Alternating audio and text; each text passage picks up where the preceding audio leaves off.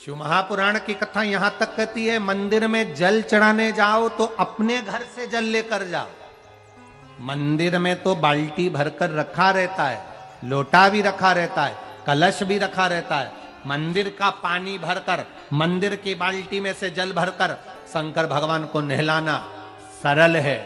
अपने घर से जल लेकर जब जाओगे तो घर का वास्तु दोष, घर का पितृ दोष और घर का काल सर्प दोष तीनों उस लोटे के माध्यम से जाएगा और शिव को समर्पित हो जाएगा। आज फिर निवेदन करूंगा इस नेपाल देश की पावन धरा से, डोलेश्वर महादेव की कथा में निवेदन करना चाहूंगा। जो बेटा बेटी नौकरी के लिए अप्लाई कर रहे हैं, जो बेटा बेटी चाहे सरकारी नौकरी हो, प्राइवेट नौकरी हो, सर्विस के लिए अप्लाई कर रहे हैं, उन बेटा बेटियों से निवेदन है, दुर्वा शिव जी को समर्पित कर कर केवल दूब जानते हो ना, दुर्वा सब जानते हैं। दुबा जो माला पिनाई थी उसमें बहुत सारी लगी थी, पढ़ी है यहाँ, बताना जरा।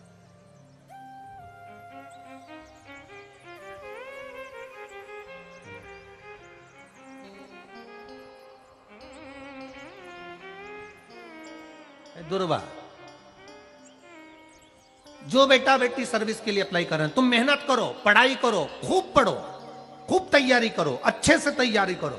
जितनी मेहनत तुमने पूर्व में करी उससे दुगनी मेहनत तुम करो उस नौकरी को पाने के लिए। और साथ में जब एग्जाम के लिए जाओ, कहीं इंटरव्यू देने के लिए जाओ, दुर्वा शिव जी को, इस दुर्वा का जो डंडी का मुख है ये अशोक सुंदरी वाली जगह, फिर समझ लीजिए जैसे ये शिवलिंग, ये गोल जलाधारी, यहां से पानी नीचे गिरता है, बीच में अशोक सुंदरी का स्थान होता है। तो ये जो दुर्वा हम चढ़ाएंगे तो इसका डंडी का मुख शिवलिंग के ऊपर चढ़ाएंगे तो ये शिवलिंग पर डंडी की जो भाग है वो अशोक सुंदरी की ओर हो गया और ये भाग इस ओर हो गया।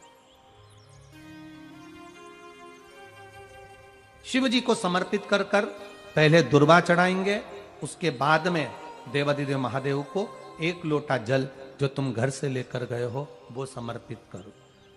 3 महीना लगातार अपनी पढ़ाई की मेहनत करो, अपने इंटरव्यू की मेहनत करो और खूब अच्छा पढ़कर साथ में एक लोटा जल और दुर्वा, शिव जी को भले 10 दुर्वा की जगह केवल 1 दुर्वा चढ़ाओ, चढ़ाकर जल चढ़ाना, 3 महीने तक लगातार बाबा से प्रार्थना करना। विश्वास कहता है अगला पत्र तुम्हारा व्यासपीठ पर होगा, नौकरी लगेगी, निश्चित है। आप करो मेहनत, कर्म करने में पीछे मत हटना, पढ़ने में पीछे मत हटना, विद्या अध्ययन करने में पीछे मत हटना, अच्छी एजुकेशन पाने में पीछे मत हटना। पहले मेहनत अपनी करो। पूर्व में जो इंटरव्यू दिए हैं उसमें जितनी कमी रह गई, अगली कमी को पूर्ण करने के लिए अच्छी मेहनत करो, खूब पढ़ो, खूब अच्छे से विद्या अध्ययन करो और फिर बाबा पर समर्पित होकर जाओ, बाबा पर विश्वास कर कर जाओ, भरोसा पूरा कर कर जाना। इंटरव्यू देते समय अपना विल पावर मजबूत होना चाहिए कि मेरे साथ मेरा काल अधिपति महाकाल है, अब निकल कर मानो। हम दुकान खोलते हैं, कपड़े की दुकान खोल रहे हैं, किराने की दुकान खोल रहे हैं, लोहे की दुकान खोल रहे हैं, भंगार की दुकान खोल रहे हैं, किराना की दुकान खोल रहा है, पान की दुकान खोल रहा है। हम दुकान खोलते हैं पर दुकान खोलने से पहले तुम्हारे 2 मन हो जाते हैं, चलेगी कि नहीं चलेगी, खोल तो लूंगी, चलेगी कि नहीं चलेगी। जिस दिन तुम दुकान खोलो 1 महीने पहले, 2 महीने पहले, 3 महीने पहले बाबा को दुर्वा चढ़ाकर 1 लोटा जल चढ़ाकर नियम बनाकर जाना, 3 महीने बाद मैं दुकान खोल रही हूं, 2 महीने बाद मैं दुकान खोल रही हूं और मेरा विश्वास कहता है दुकान चलेगी। जिस दिन तुमने विचार कर लिया कि दुकान चलेगी कि नहीं चलेगी तो वो नहीं चलेगी। जिस दिन तुमने विचार कर लिया कि दुकान खोल रही हूं, मेहनत करूंगी, दिल से करूंगी, भले मेरे पास ज्यादा माल नहीं है, जितना माल खरीद के लाऊंगी उतना बेच कर बताऊंगी क्योंकि मेरे साथ काल अधिपति महाकाल है, तो वो चलेगी। विश्वास दृढ़ करो, भरोसा पक्का करो। जिस दिन तुम्हारा विश्वास दृढ़ हो गया उस दिन तुम विजय हो गए, उस दिन तुम आनंदता में हो गए।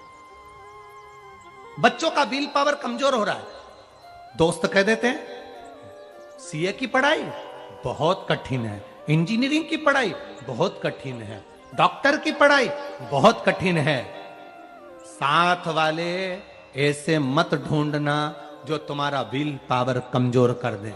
ये वाली फैक्ट्री खोलेंगे तो हो सकता है नुकसान हो जाए, इसलिए ये फैक्ट्री खोलने का मन नहीं हो रहा है। फैक्ट्री का सेटअप जम गया, सब कुछ जम गया, और मालूम पड़े, विचार करा कौन चलाएगा, कैसे होगा, कैसे चलेगी, तो वो फैक्ट्री कभी नहीं चलेगी। तुमने सोच लिया कि अपने क्षेत्र में नहीं है, मेहनत करूंगा, चार चांद लगाऊंगा,